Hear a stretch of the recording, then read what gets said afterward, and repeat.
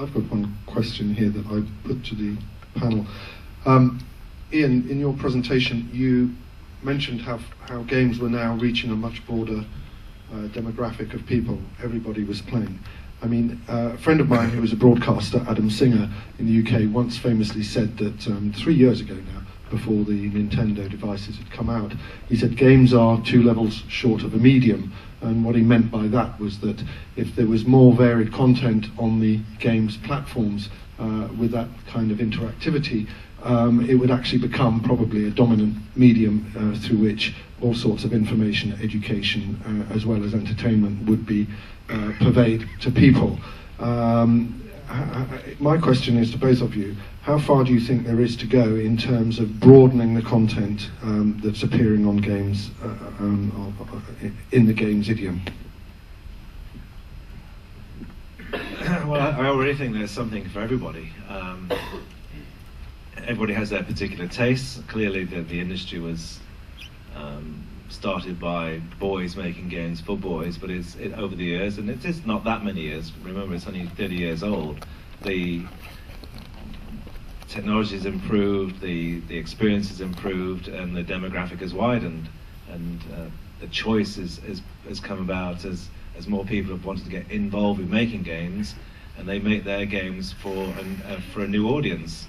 And the fact that it is interactive is a much more compelling experience than something passive like watching TV or a film. So the fact that you control the action is a very, very compelling thing to do.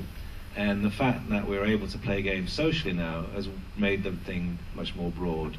If you again, using the cinema analogy, you like to go to the cinema with a friend, so you can share that experience. If you go on holiday, you like to go on holiday with a friend. So if you see the best sunset in the world, you like to share that experience. And similarly with games now, games like Wii Sports, Guitar Hero, no matter how good the game is, it's made a lot better because you're playing together, and a lot of the fun is being created between the players themselves.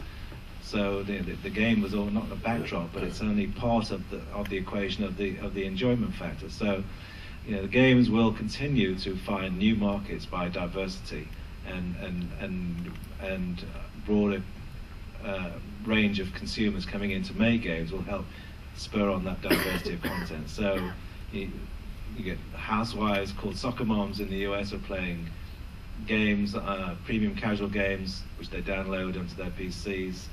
Everyone's playing online together, and you've got this social fun in the living room where young and old, male and female are playing together, cooperative play, multiplayer together, and that's, I think, what's driving the experience.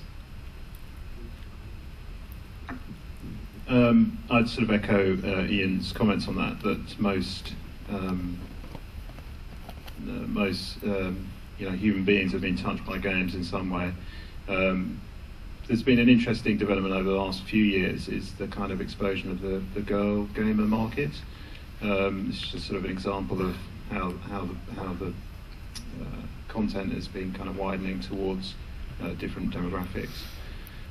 But through the Nintendo DS, those types of games, but also through online socially based sort of 3D sort of chat experiences.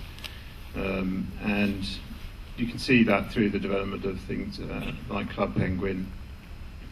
Those types of games have become very relevant, and the girl gamer as a whole has become a very large consumer of games content, and that's just an example of how the market has kind of developed over the, since the kind of PlayStation era, which was all about the 18 to 35 male. Okay, I've got one more question. If anybody's burning to ask a question after this one, it'll be the last chance to ask a question.